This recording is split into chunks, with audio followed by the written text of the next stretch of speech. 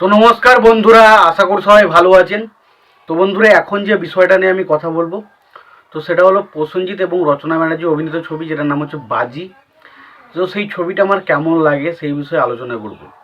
তো দেখুন, প্রথমত শুরুতে বলি, ছবিটার প্রথম শুরুর যে 15-20 মিনিট বা আধ ঘন্টার মতো যদি আপনি দেখেন, তো সেই ছবিটার মধ্যে বেশ এন্টারটেনিং ব্যবহার রয়েছে।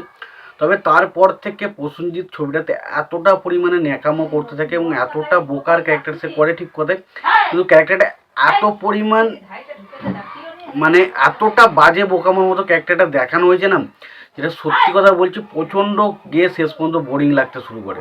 তো ছবিটা আমার কাছে একটা খুবই বাজে একটা সিনেমা কিন্তু মনে হয় বাজি ছবিটা। তো তোমাদের কেমন লাগে ছবিটা অবশ্যই জানিও।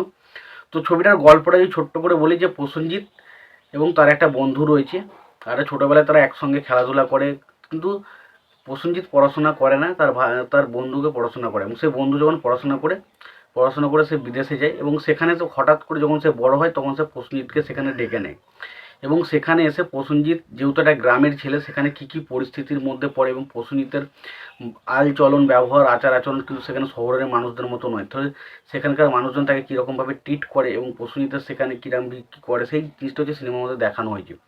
তো সিনেমার মধ্যে সব থেকে প্রথম যেটা পজিটিভ দিক আমার যদি ভালো লেগেছে, সেটা হচ্ছে প্রসেনজিতের এখানে একটা গান রয়েছে, যে একটা একটা গ্রামের ছেলে কাশি, একটা গানগুলো কিন্তু ওভারঅল ছবির মধ্যে প্রত্যেকটা ভালো।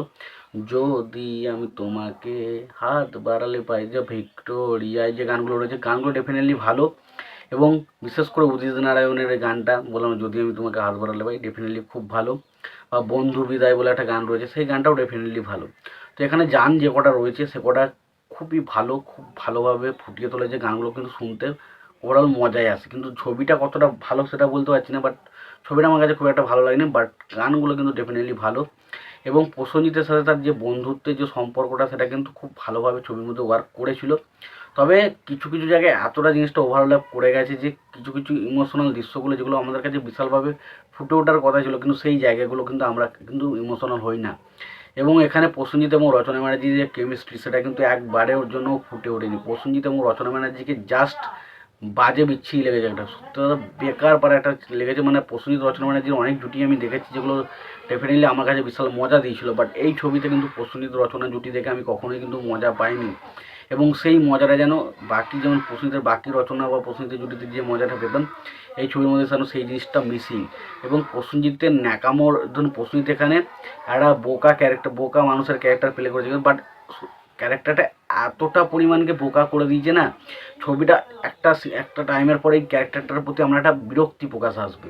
তো সত্যি কথা বলতে ক্যারেক্টারটা, মানে প্রসেনজিতের ক্যারেক্টারটা ভালো ছিল, কিন্তু সত্যি বলতে এতটা পরিমাণে ইললজিক্যাল বিষয়বস্তু দেখানো শুরু করে দিয়েছে, এতটা পরিমাণে প্রসেনজিৎকে মানে এতটা পরিমাণ বোকা দেখানো শুরু করেছে না, যেটার পর থেকে একটা টাইমের পর মনে হবে ভাই একটা মানুষ কী করে এতটা বোকা হতে পারে।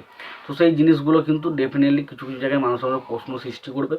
তো সত্যি কথা বলতে ছবির বাকি কালার গ্রেডিং বলি, সেই যে ধরনের টিপিক্যাল আগের ছবিগুলো বানাতো সেই ধরনের ছবি বানানো হয়েছে। এবং অনামিকা শাহ এখানে প্রসেনজিতের মায়ের ক্যারেক্টার পড়েছে, তার ক্যারেক্টারটা সে প্রথম ছোটোবেলা থেকে কয়েকটা সিনেমা আমরা বিশেষ করে দেখতে পাই।